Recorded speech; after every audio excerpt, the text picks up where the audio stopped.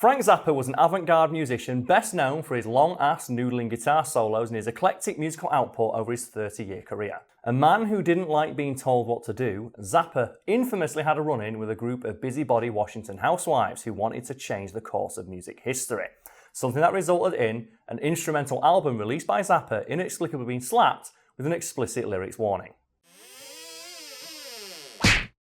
I'll go on, open the can. Do it. Open the can into the new microphone. Ooh, that was a great noise. There we go. So what it seems like is an album that has no lyrics in got a warning for like explicit lyrics. Yes, and to explain why that's the case, you have to go all the way back to 1985 and the release of the Prince album Purple Rain. Specifically when that album was bought by Washington housewife Tipper Gore, the wife of then Senator Al Gore. You know, man, bear, pig, man. It is half man, half bear, and half pig. Well, that's how most people, like, there's two references people know to Al Gore. It's man, bear, pig, or the one in The Simpsons who I personally prefer, where it's like, Mr. Gore, someone finally bought a copy of your book. Awesome. And he puts the celebration, I was like, I will. I will. And Nisha, would you say it's fair to say that Prince was a very sexually charged musician? Yes. Especially considering he would perform in 5-inch high heels on stage and play guitar solos while thrusting for about 5 minutes. But Tipper Gore was not aware of the Purple One's reputation and was very upset when she turned on the song Little Nicky, I believe it is, which includes the line masturbating with a magazine. And that got her thinking, I wonder how many other songs out there have similarly explicit lyrics that parents are buying for their children not knowing how bad they are. And she decided that that was the music industry's fault. Just thinking of songs that have lyrics in that when you listen to when you're younger and then when you get older you realise, oh shit. Yeah. Spice Girls comes to mind because I was a big Spice Girls Do you want to be my lover? And also Two Become One. Yeah. It's like, oh. Yeah. I used to sing that when I was like 6 years old. Yeah. A lot of kids singing along to those songs. And then you've just got, the famous ones like Pumped Up Kicks about school shooting. A lot of music, like back then as well, it's like it's more subtle. Like they aren't too, like you say, explicit. But there's a lot of music these days which they just Nisha, all out there. I just quoted a lyric from Prince from the 1980s that says masturbating with a magazine. I mean, I'm thinking of, that song WAP. Yes! That is... Please though, you know my girlfriend, you know she fucking loves some WAP. And you know what? I'm going to play one of my girlfriend's favourite songs right now because she introduced me to this one and I'm not sure if we're going to get copyright struck for this because apparently the artist who sung it went fucking crazy and took all their music down. Okay, so this is a song by the artist Cupcake. I hope they don't copyright strike me because it's a really good song. Okay. And I just want you to listen to the lyrics, Nisha. Let's have a listen. Pretty good beat as well, isn't it? So I'm not sure how much of it's going to get cut out, but just let me know when you hear it. Wait, what? What?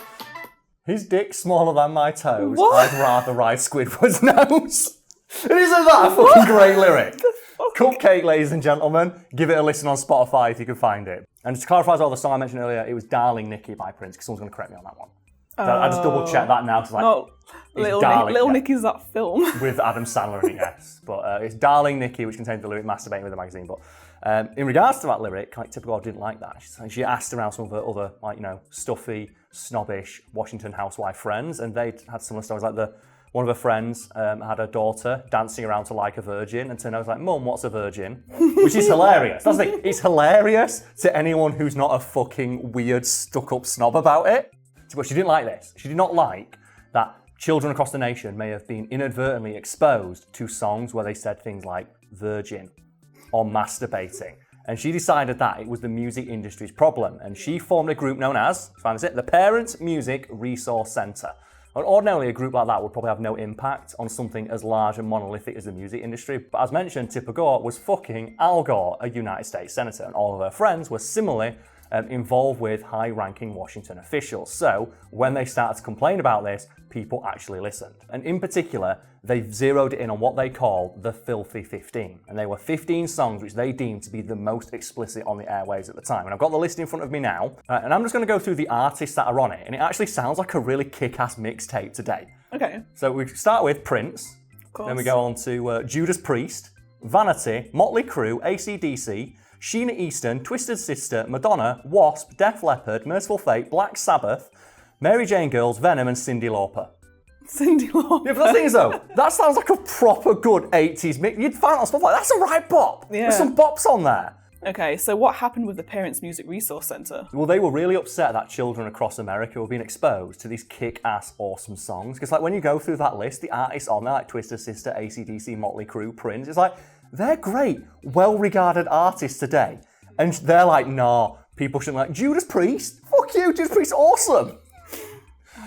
Painkiller's a great song, but they were unhappy about this, and they took this all the way to the fucking courts. And they were able to bend the ears of people who were capable of making the changes that they wanted, because they were all having presumably one shared orgasm a year between them with these people in Washington. And it got to the point where music artists had to go to court to defend their First Amendment rights to sing and express themselves creatively. Oh my god. And you can find footage of those Senate hearings online, and they're amazing, because they got in, for example, Dee Schneider from Twisted Sister, when he was asked to defend the lyrics to one of his songs, which Tipper Gore said, oh, it's about mutilation. It's about, like, you know, self-mutilation and sexual violence. And he countered by saying, well, I wrote the song. It's not about any of that. It's about waking up on the operating table. If Tipper Gore thinks that it's about sexual violence, maybe she should look inwards before she starts telling me what to do. And that's the thing of, like, he went all the way to court and said that on the record, and she had to sit there and listen to it. And another musical artist who came in to defend their First Amendment rights was Frank Zappa.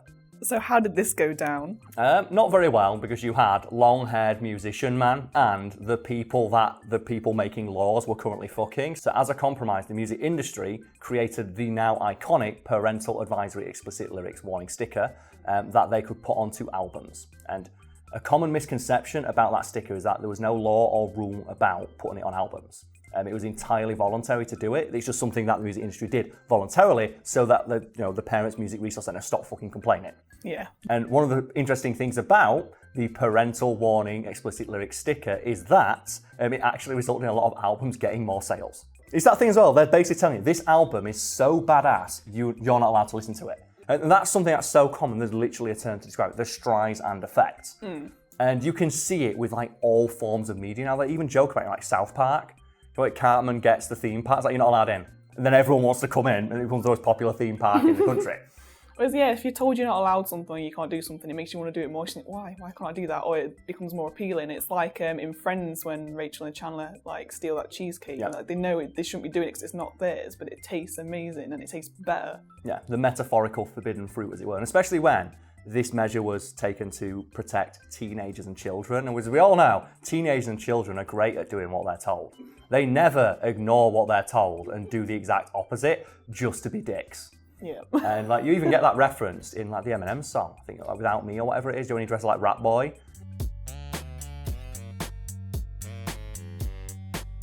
This brings back to Frank Zappa, who, as mentioned, like went into court and shit all over Tipper Gore and the Parents Music Resource Centre.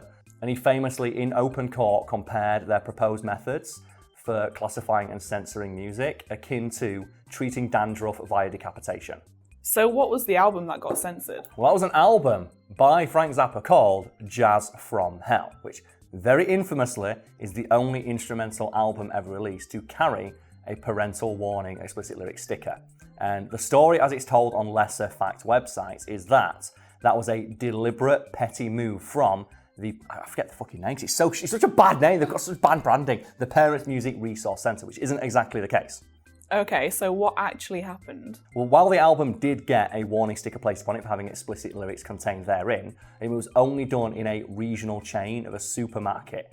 And the story goes that he was an overzealous manager who wasn't familiar with Zappa's output or the fact that the album was entirely instrumental. And he put that sticker on it either because of the title, which contained the word hell, or the name of one of the songs, which was called, I shit you not, G-Spot Tornado. Oh my Which god! just sounds so fucking rad.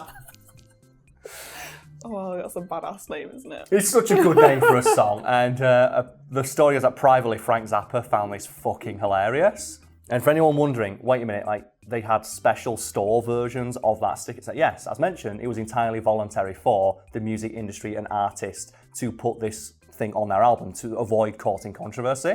because they were well within their rights to not put it on, but they risked earning the ire of that group and having people complain about their album on the television. So it was up to them really, and similarly, stores across America developed their own version of the logo and would sometimes put it on, like famously Walmart refused to carry any punk albums for about 20 years because they were so worried about people complaining. Like, no one did complain, but they were worried that people might.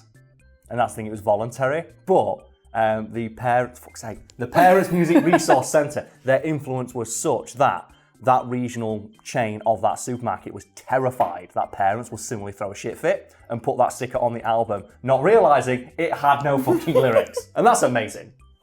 So funny.